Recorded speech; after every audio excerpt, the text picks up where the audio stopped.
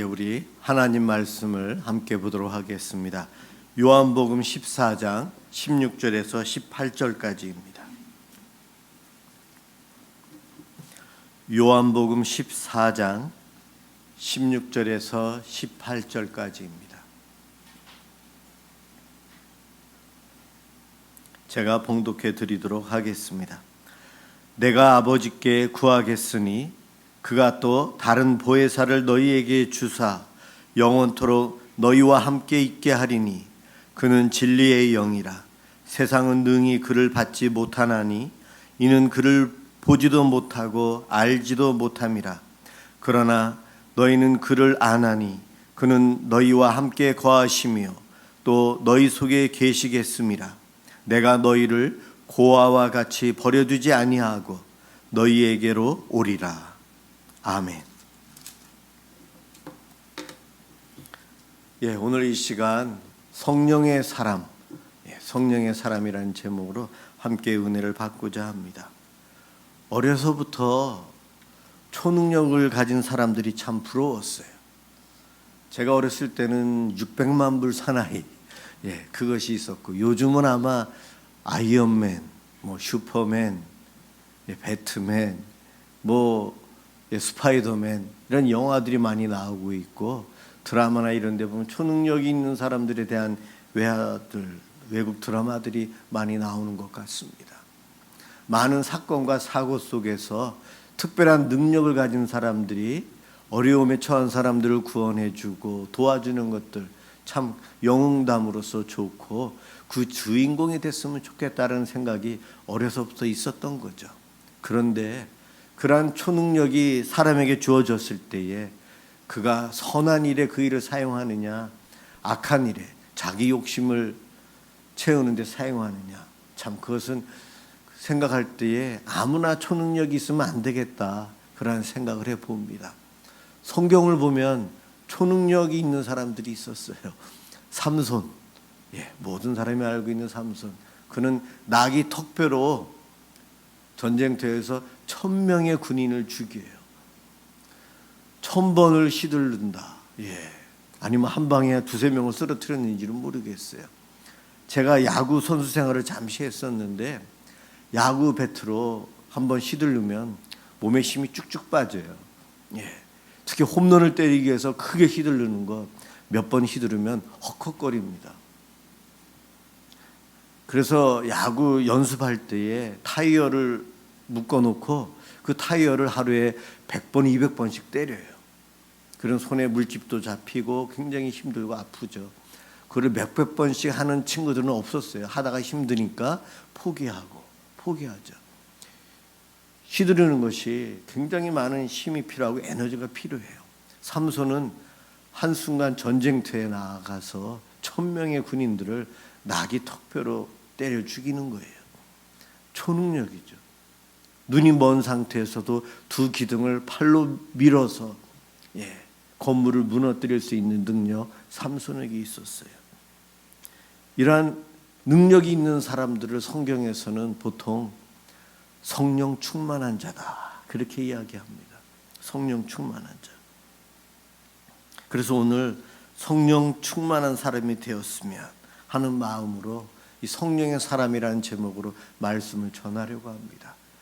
성령의 사람, 예수를 믿는 사람은 다 성령의 사람인데, 어린아이와 같은 성령의 사람이 있는가 하면 장성한 사람과 같은 성령의 사람이 있어요. 나는 어떠한가 한번 살펴보았으면 좋겠습니다. 성경에 보면 세상의 지혜로는 구원을 받을 수 없어요. 세상의 지혜는 하나님의 뜻과 반대되기 때문에 그렇습니다.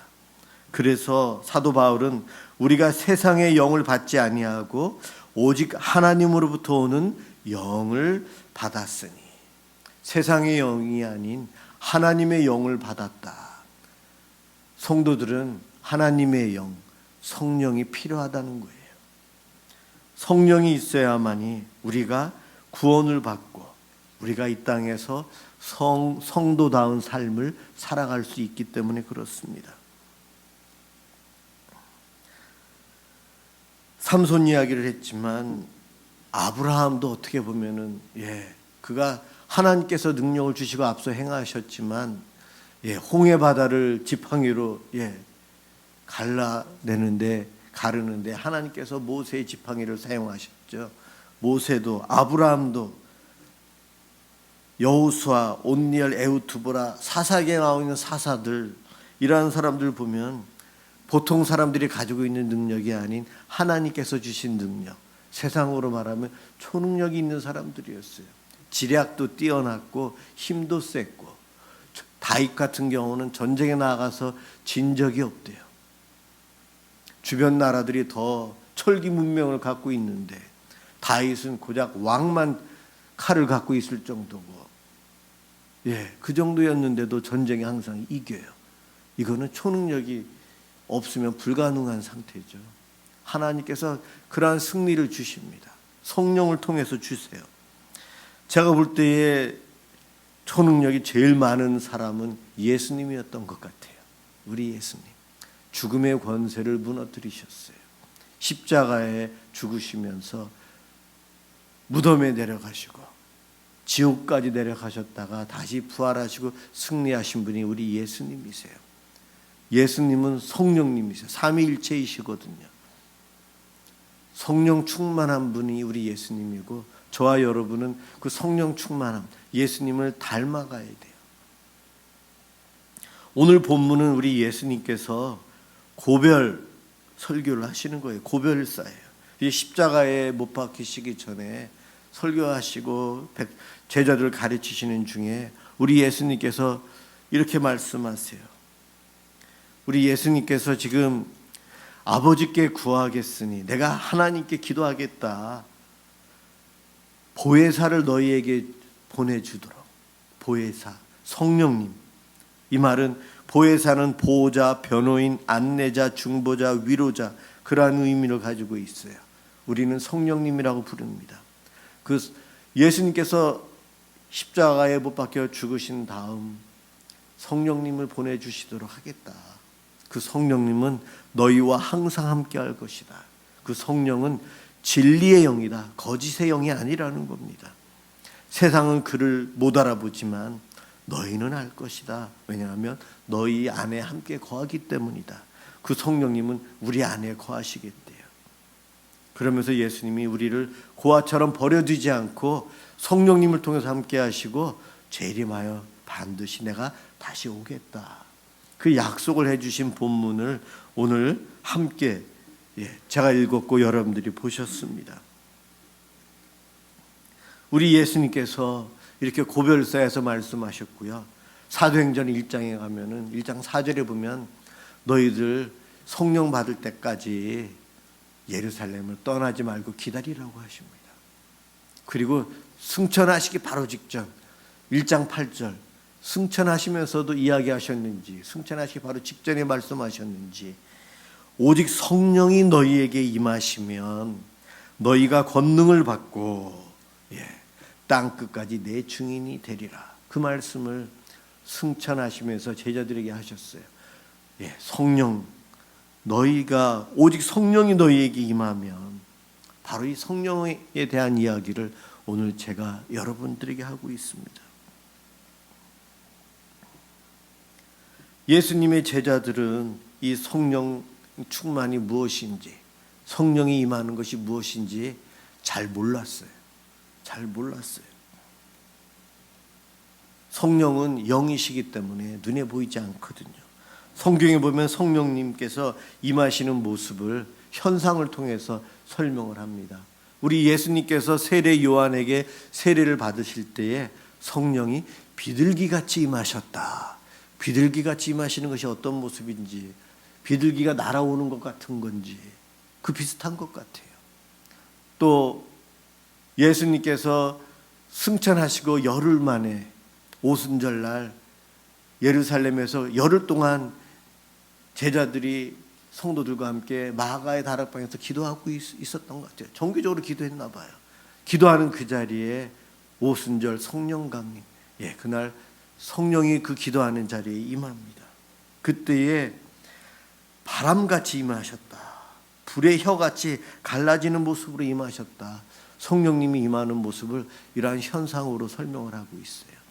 성령님은 영이시기 때문에 오셨는지 안 오시는지 우리 눈으로는 안 보이고 현상을 통해서 알 수 있다는 거예요. 지금 태풍이 올라오고 있어요. 태풍이 올라와서 그 바람의 세기가 엄청나다. 그러면서 언론 뉴스를 보니까 초당 30m 정도 속도가 되면 달리던 트럭도 차들도 넘어진다. 우리가 아직 경험해보지 못하는, 일상적인 삶에서 경험해보지 못하는 초당 50m 이상의 바람이 순간적으로 불 수 있다. 그 바람 세기가 어느 정도인지를 우리는 모르겠어요. 그렇지만 여러분, 바람이 부는 것은 우리 알죠. 근데 바람이 눈에 보이나요? 안 보이죠. 현상을 통해서 알아요. 나무가 흔들리는 것, 바람 위에서 날아가는 것들을 통해서 바람이 세다 안 세다를 알 수 있어요. 바닷가에 있으면 파도가 치는 현상을 보고 바람이 센지 아닌지를 알 수 있어요. 산에 있으면 나무가 흔들리는 것을 통해서 알 수 있고요. 현상을 통해서 알 수 있습니다. 저도 믿음 생활하면서 신앙생활 이렇게 하면서 찬양하는 가운데 성령이 임하시는구나 안 하시는구나를 느낄 때가 있어요. 또 내 마음이 갑자기 뜨거워지는 경우들이 있어요. 어떨 때는 저에게 이런 현상이 와요. 떨림이 올 때가 있어요. 성령이 임하실 때 어떨 때는 저에게 찌릿찌릿 전율이 올 때도 있어요. 기도할 때 어떤 순간에는 이 마음속에 저 깊숙한 곳에서부터 뜨거운 게 쫙 올라와요. 어떨 때는 평안함이 쫙 오기도 하고요. 아, 성령님이 나와 지금 함께 하시는구나. 나에게 임재하셨구나. 그러한 현상들을 통해서 제가 알 수 있어요. 아마 여러분들도 성령님께서 임재하시는 것을 느끼시고 알 때가 있을 겁니다. 그러나 눈에는 안 보여서 세상 사람들은 몰라요. 내가 성령이 충만할 때와 성령이 충만하지 않을 때에 내 삶이 좀 달라요. 성경에서는 성령의 충만함을 유지할 것을 이야기합니다. 그런데 우리의 신앙생활은 오르막길이 있는가 하면 내리막길이 있어요. 내 속에 예수를 믿는 순간 성령님이 들어오셨는데 그 말씀에 잘 순종할 때가 있고 순종 안 하고 세상 길로 갈 때가 있어요. 그런데 성령 충만한 사람은 성령의 열매를 맺으며 살아간대요. 사랑과 희락과 화평과 오래 참음과 자비와 양성과 충성과 온유와 절제, 이와 같은 삶에서 열매 맺는 것이 보인다는 거죠. 과연 내가 성령 충만하게 지금 살고 있는가? 내 삶에 지금 말씀드린 이와 같은 열매들이 있는지를 한번 살펴보셔야 합니다. 내 속에 성령님이 계시는데 내가 정말 성령 충만한가? 성령 충만한 사람이 함께하면요, 함께하는 사람이 평화를 느껴요. 기쁨을 느끼고 즐거움을 느낍니다. 내가 사람들에게, 내 이웃들에게, 내 친구들에게 어떠한 존재인가? 내가 함께 참석한 모임에 나로 인해서 그 모임이 더 건강해지고 더 즐거워지고 기뻐지는가? 아니면 나 때문에 그 모임이 어려워지는가? 생각해 보시기 바랍니다. 내가 성령 충만할 때는 그 성령의 충만함이 흘러 넘쳐서 옆에 있는 사람들에게도 영향력을 끼친다는 거예요. 성령님은 우리 속에 내주하고 계세요. 여러분, 내 마음속에 지금 성령님이 계시는지 안 계시는지 어떻게 확신할 수 있죠? 한번 따라해 보시기 바랍니다. 예수님께서 나의 주인이십니다.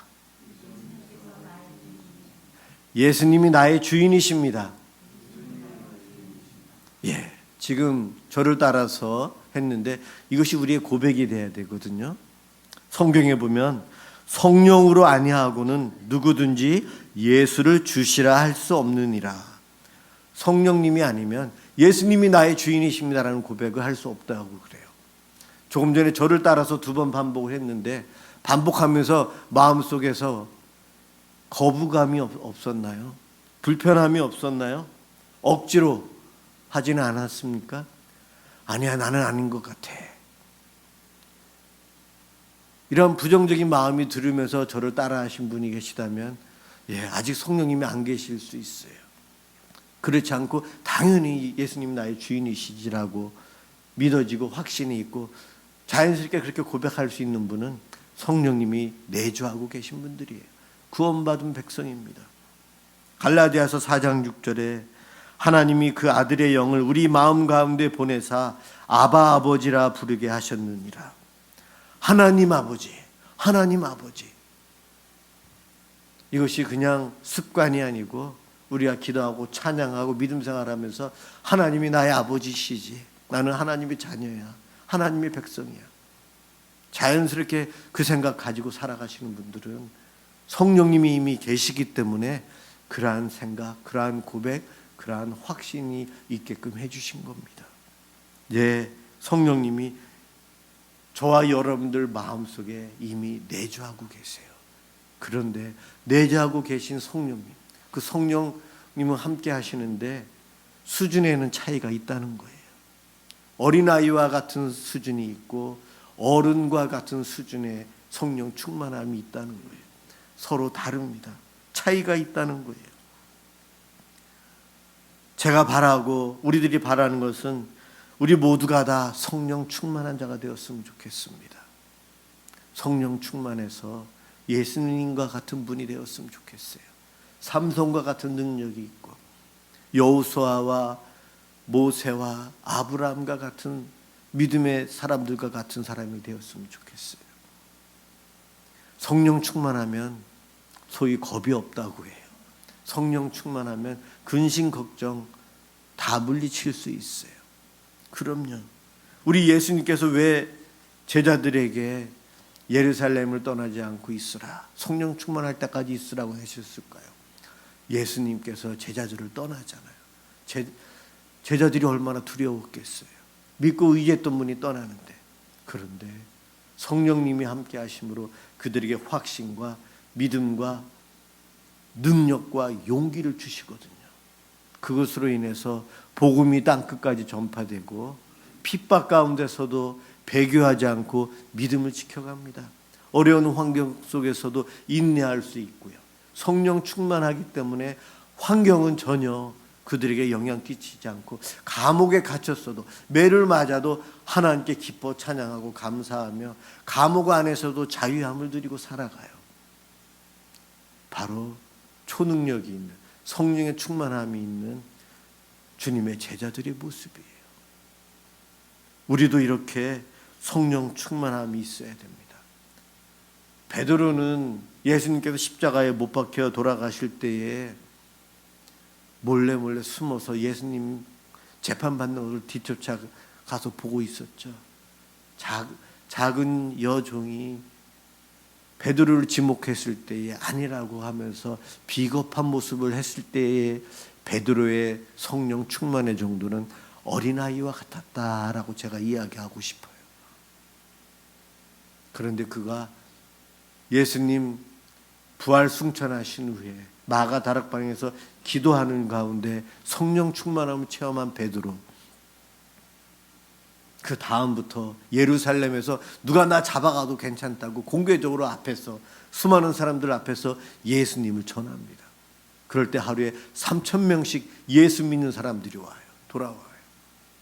숨어 다니던 베드로가 많은 사람들 앞에서 십자가에 못 박혀 죽으신 예수님은 우리가 기다렸던 메시아이시고 그분은 살아나셨습니다. 우리의 주인이십니다. 그분을 믿으셔야 됩니다. 그래야 구원받습니다. 이렇게 강한 사람, 능력자로 베드로가 변화됩니다.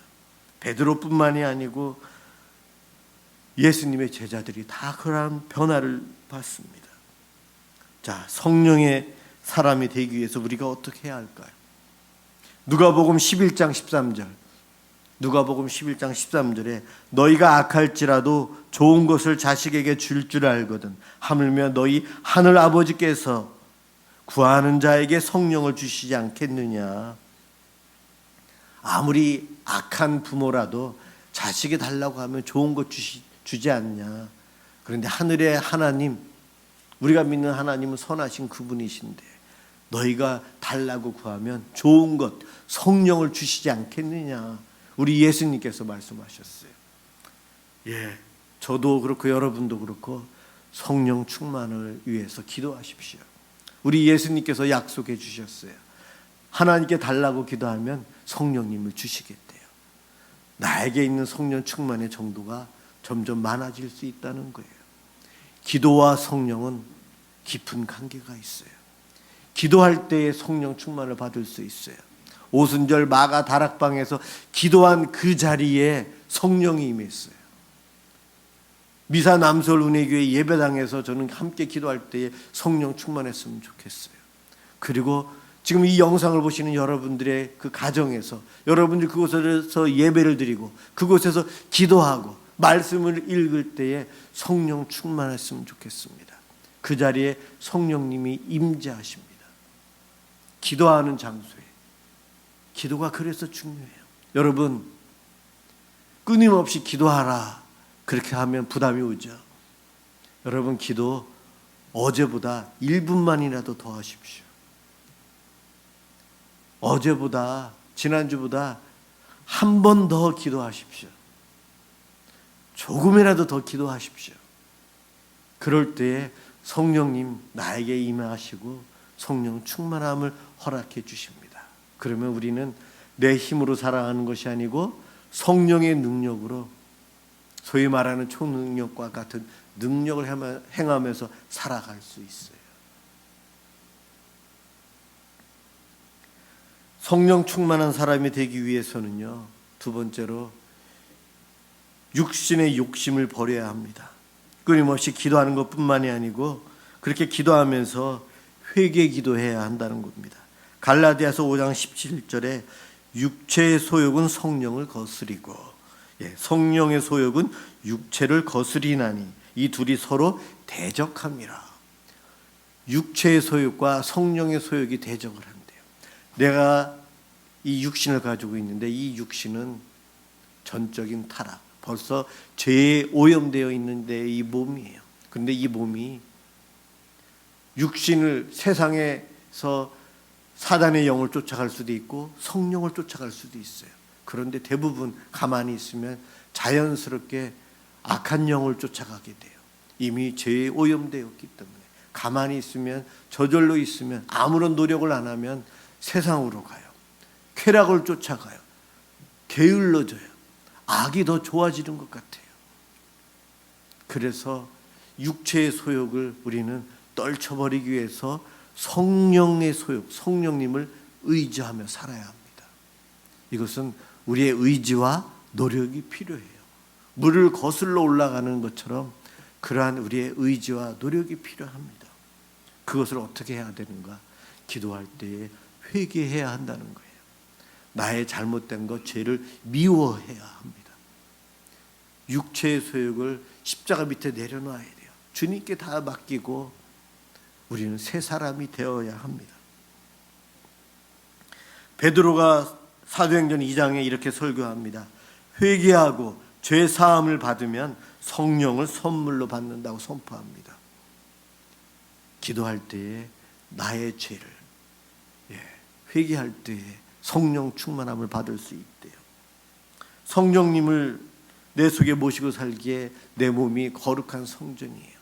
이 성전이 죄로 오염되면 어떻게 되겠습니까? 그래서 우리는 날마다 회개하며 살아야 합니다. 갈라디아서 5장 19절 이하에 보면 육체의 소욕들은 음행, 호색, 우상숭배, 분쟁, 시기, 방탕 이러한 것들이다. 우리는 알고 있어요. 내 몸에 양심이, 내 마음에 양심이 있기 때문에 이것이 죄고 육체의 소욕이다, 아니다 알 수 있습니다. 그러한 것들은 생각날 때마다 회개해야 한다는 거예요. 성령의 사람이 되기 위해서는 기도해야 되고 회개해야 된다고 말씀드렸어요. 또 한 가지는 하나님의 말씀을 충만히 먹어야 돼요. 하나님의 말씀. 사도행전을 보면 성령 충만한 사람들은 다 말씀에 충만한 사람이에요. 하나님의 복음이 충만해서 그 말씀을 가서 전해요. 말씀을 전하는 곳에 성령이 임합니다. 베드로가 고넬료 집에 가서 말씀을 전할 때 성령이 그 자리에 임해서 고넬료의 가족까지, 이방인까지 다 구원을 받습니다. 우리가 성령 충만하려면 하나님의 말씀을 열심히 읽고 열심히 들어야 해요. 성경은 누가 썼죠? 성경 66권 인간 저자를 통해서 쓰셨지만 원저자는 하나님 삼위일체, 특히 성령님이세요. 성령의 은사 중에 하나가 영감의 은사라고 했어요. 성경의 인간 저자가 기록할 때에 하나님의 뜻에 조금 더 위배되지 않도록 바르게 쓸 수 있도록 영감의 은사를 주십니다. 성령이 주세요. 그래서 우리는 성경을 읽을 때 잘 이해될 수 있도록 성령님 밝혀주세요. 이해시켜주세요. 지혜의 영이신 성령님의 도움을 구하고 성경을 읽어야 합니다. 성경의 원저자인 성령님, 그분에 의해서 기록된 성경 말씀을 읽고 묵상하고 들으며 살면 성령 충만한 사람이 된다는 겁니다. 오늘 세 가지를 말씀드렸어요. 여러분 신앙생활하면서 큰 믿음을 소유하고 싶지 않습니까? 하나님의 기적을 날마다 체험하며 살고 싶지 않습니까? 내가 믿음이 좋아서 믿음이 연약한 사람을 돕고 그들을 구원하며 살고 싶지 않습니까? 이것은 영적으로 엄청난 능력이에요. 그 능력을 소유할 수 있는 방법은 누가 거저주는 것이 아니고 하나님께서 선물로 주시기 위해서 가지고 계시는데 우리들이 기도하고 말씀 묵상하고 우리들이 그렇게 살아갈 때에 그분께서 주신다고 하십니다. 우리는 성령 충만을 간절히 원했으면 좋겠어요. 소망했으면 좋겠습니다. 그래서 이 땅에서 능력 있는 그리스도인으로 살아가길 소망합니다. 날마다 승리하는 삶을 살기를 원합니다. 날마다 주님 뜻대로 살아가는, 주님과 동행하는 형통의 삶을 우리가 살아가길 소망합니다. 그러기 위해서 성령님의 도우심을 구해야 되고 성령님의 충만함을 우리는 원하며 살아야 돼요. 그렇게 살아갈 때에 내 힘으로 살아가는 것이 아니고 성령님의 능력과 지혜와 힘으로 우리는 살아가게 됩니다. 우리의 그러한 삶은 승리요, 우리의 그러한 삶을 통해서 하나님은 이 땅에 하나님의 나라를 세워가실 겁니다. 우리 모두 성령의 사람, 성령의 사람으로 살아갈 때에 그 기쁨을 누리시고 또한 성령 충만함을 목표로 해서 살아가시길 주님의 이름으로 축원합니다. 기도하겠습니다.